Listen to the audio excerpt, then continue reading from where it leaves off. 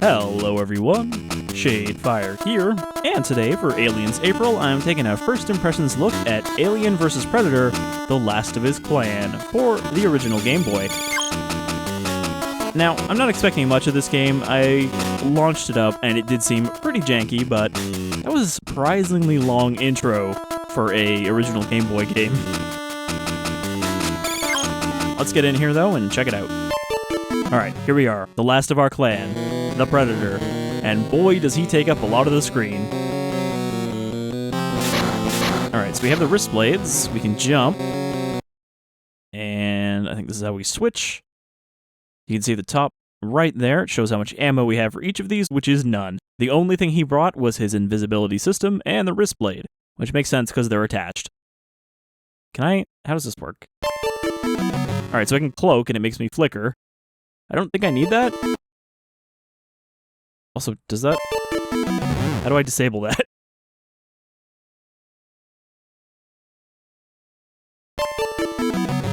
I don't know if I can disable that. It's just draining my energy at the right. Okay, it went away. So there is some discs. Oh boy, there's a facehugger on me. I don't have the wrist blades equipped. I switched to bombs by accident. So already kind of awkward to switch.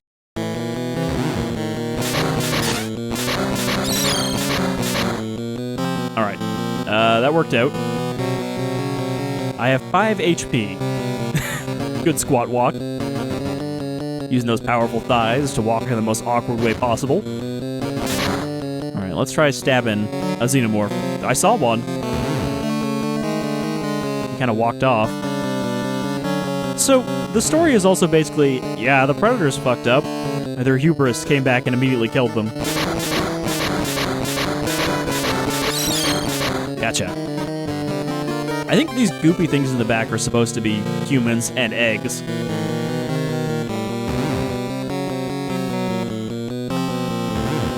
Seriously, where did that Xenomorph I saw go? It just kind of walked off screen.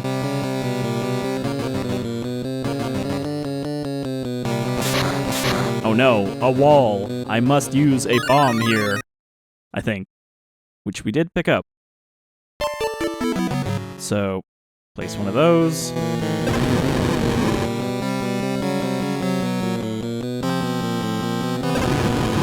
Okay, I do actually have to be on screen, otherwise it doesn't count. I wasn't sure. And then we switch back. At least it's quick to pull up this menu, and it's not like a slow load.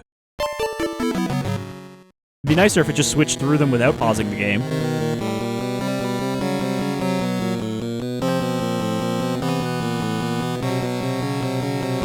One thing I always wonder is how exactly the Game Boy Color flying drone. How the Game Boy Color interpreted Game Boy games that weren't made for color. Because it always kind of applies color schemes, and like this was just made for the regular Game Boy. So did they have color info included on the carts? Because obviously they couldn't update it, and they wouldn't have had, like, a repository of what colors to use for every game in the Game Boy itself, the Game Boy Color. So how exactly did it distribute colors that didn't just make a random mess?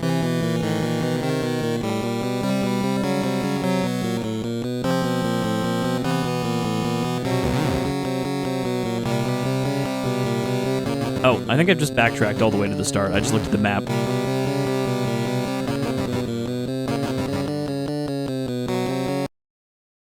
So, we have 1 cutting disc, 20 laser cannon. I want to try that out. There is a Xenomorph that, like, spawns here and immediately walks off screen. I don't know if that's just supposed to be, like, a tease? To be like, yep, they're up ahead.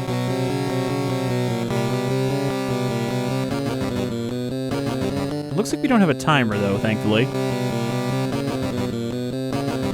Though my energy is running low, and I think my map uses energy. Which is why it's constantly draining.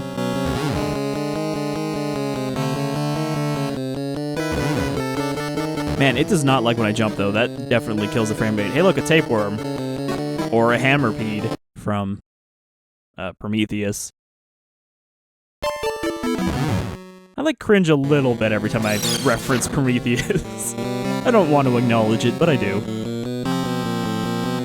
I didn't even hate Prometheus either. Like, it wasn't as bad as I thought it would be based on what people are saying, but I didn't love it. It's like Ridley Scott could still do cinematography, but everything else he's kind of lost his touch on because he's old. And a little Mary Sue-ish with David, the android, especially once Covenant came around. There's this whole thing where Ridley Scott wanted to basically take back ownership of the Alien franchise just because he directed the first one, and therefore negate any other kind of canon that was added by other directors. Hence why they're now, the Xenomorphs are supposedly created by David, the android, which is a Ridley Scott stand-in as the god character.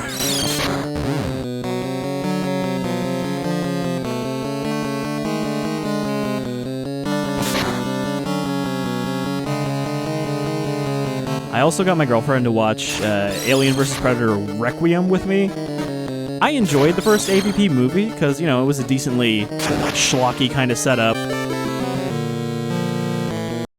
So I thought, you know, this is fun. The ancient predator pyramid underneath Antarctica, which they use to turn people into xenomorphs so they can hunt them. That's cool. Okay, I just throw a fucking ball. The laser aimer is the plasma cannon in this. But yeah, I ended up watching it because I want to do a first impressions on... Oh, weird. You wrist blade and plasma when you do that. I don't want the disc. But there's a PSP AVP game based on that movie, so I was like, okay, fine. Well, I'll finally watch it. I'll get my girlfriend to watch it with me so that we can both suffer equally. And it's just not good. Like, it's not really particularly interesting, and they decided that instead of, like, well-lit darkness, like you see in Aliens, where, as a viewer, you assume that things are very dark for the characters without actually being just pitch black, you can't see anything, you know? But in Requiem, they decided, no, let's just make everything pitch black, so all of the fight scenes are just flashes of motion in complete darkness. Like, I get it. The aliens, they hunt at night, they mostly come at night, etc., etc. But it doesn't make for an interesting movie when you can't see anything going on. I lost all my ammo. You don't get to keep that. And for a lot of it, it's like two movies trying to compete for the audience's attention. One is about the human characters who are very uninteresting, shitty teenagers that don't end up mattering in the plot at all. And the other one is about this one predator who's trying to clean up the mess of the other predators who got killed by the pred alien. You know, he has to show up and do a whole cover-up op by melting all of the evidence with goop. And then at the end, they just kind of, like, rub against each other rather than really meshing those two plot lines. The Predator runs into the humans, and he's like, oh, I'll kill them because they're humans, and they saw me. They cannot know that the Xenomorphs or the Predators exist. And then he gets distracted by the Pred alien, and then the town gets nuked. Spoilers, if you give a shit about Aliens vs. Predator Requiem. But if you did, you probably wouldn't have waited, like, 13 years to watch it like I did.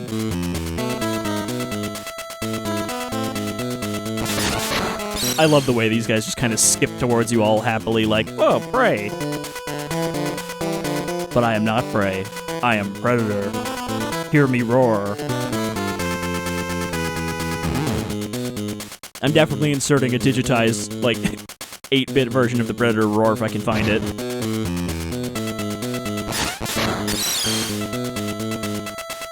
I mean, this seems fine. It's not, like, bad or anything. It controls actually pretty well for a Game Boy game.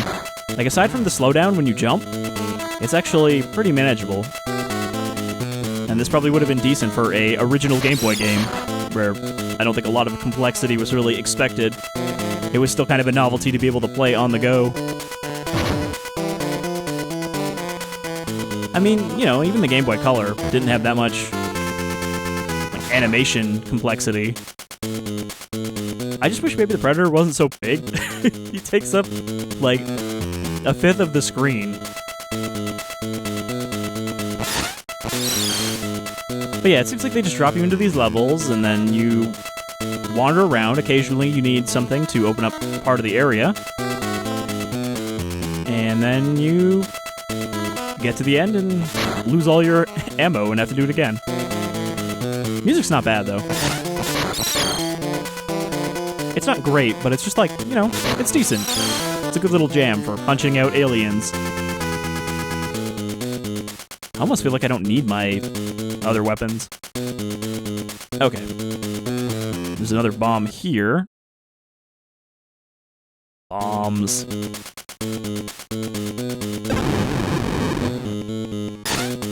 I wonder if that even does anything to enemies. I gotta switch back to the blades. I have 1 HP. Come on. Can't just respawn instantly. I have 2 Predator left. We are not, in fact, the last of our clan. There are 2 more of us. Did I lose everything? Yep. I lost all my ammo. That's not great. Especially because it doesn't really keep track of, you know, bomb walls or anything on the map. This is probably where I died, isn't it? Or right below this.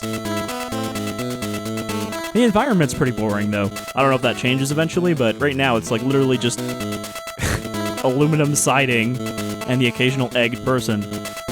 Like, that sprite looks good. It's a little hard to tell what's going on there, but it's not a bad sprite. It's just randomly plastered throughout, just like those bodies. I love his frog jump. I do find it interesting, too, that, I mean, aside from the 2 AVP movies, which they decided to set in modern times, basically all of the Alien vs. Predator stuff is set in the Aliens universe. You know, in that kind of...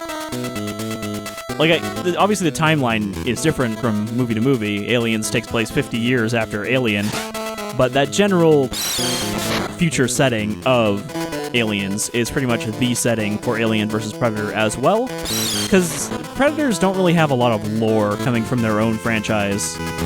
It's just, hey, they're hunters, they like to hunt, they come to Earth sometimes to hunt, they like when it's hot, and that's about it. That's all you get for Predator lore from the Predator movies.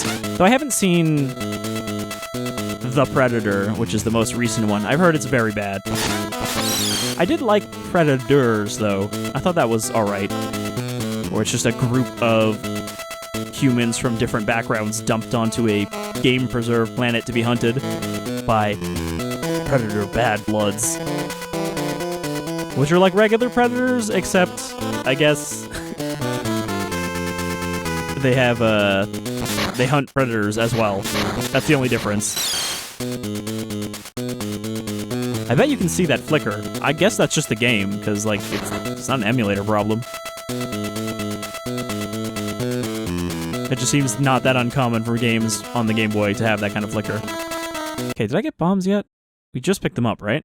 Nope. Oh, please don't tell me the bombs are all at the top right.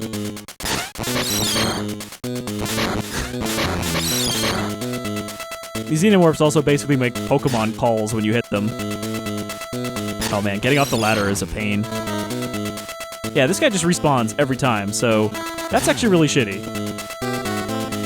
Alright, let's throw the disc at him. I just want to see what it does. Probably just does the same thing as the plasma. Or does it come back? It does come back. That's cool. I think it uses energy, though.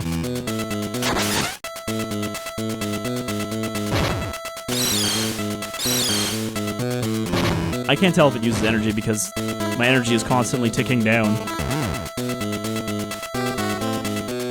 Watch out for those droplets.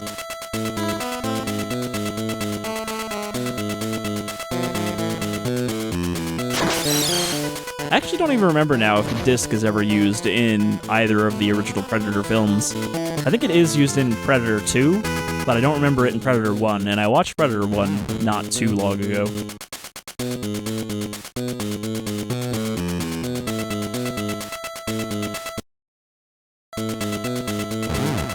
Alright, well, I was hoping we can finish this level, but I'm not sure if we're going to find the exit, or if I'm going to have to go back and use those bombs. Can't go through there.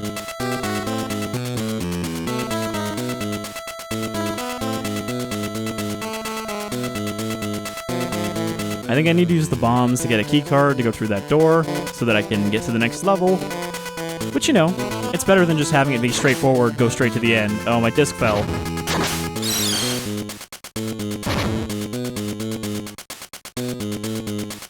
I mean, the disc seems like a pretty good weapon to just use all the time once you find it. Probably doesn't do as much damage as the plasma cannon, though. Plasma caster, I guess? Is that what they normally call it? Because it casts plasma and plasmara and plasmaga. Okay. The disc does not work on the... Oh. Does not work on the egg, but it works on the facehugger. Alright, we've made it to the top right. I feel like I just preemptively throw the disc in front of me in case something walks up. I never found any bombs. Where did I find bombs before? I'm looking at the map and, like, I've been everywhere. They must be at the other side.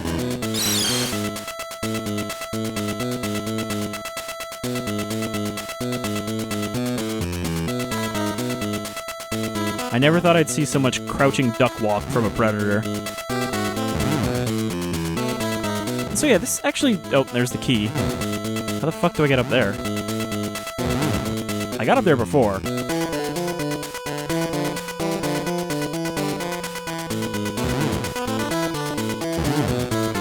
I'm legitimately not seeing, like, I'm looking at the map, and I'm not seeing how I would get up there otherwise.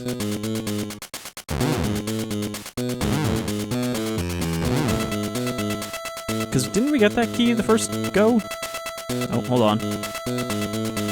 Oh, that's just slime. I thought there was something below me. I do see bombs up there.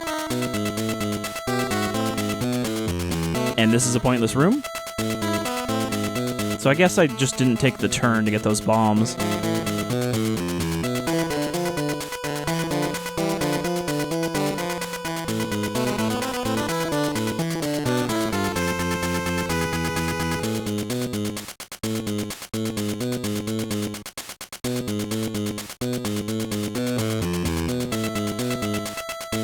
Damn it. I was like, there's no way that this chest burster is going to catch up to me, and then I fucking walked into the Xenomorph. Alright, well, I think that's enough of a look at Predator, Alien vs. Predator, The Last of His Clan. It seems okay for an OG Game Boy game. Like, I don't think it's terrible. It's not great. I wouldn't say there's much reason to play it now. But yeah, if I played this on the Game Boy, I would have been like, yeah, this is not bad. I don't know how long it is or how many levels it is, but I do like that it's not just a straightforward punch everything, go to the end. There actually is a little bit of, oh, I need to get this so that I can get through here so I can get the key. But thank you for joining me for another First Impressions for Aliens April. And I do have some more First Impressions on the way. Like I said, I want to take a look at that AVP Requiem game. There's another Game Boy game for the Game Boy Color that came out in 2001 that I want to check out as well, called the Thanatos Encounter, I believe. So I want to check that out as well. And that's about it for handheld AVP games, or Aliens games. Aside from Infestation, which, you know, I don't actually know if I'm going to get to that before the end of the month, but I'll probably end up starting it before the end of the month and just carrying it over into the next month if I don't finish it. Thank you for joining me, and I hope you'll join me for some more Aliens April. Take care, folks.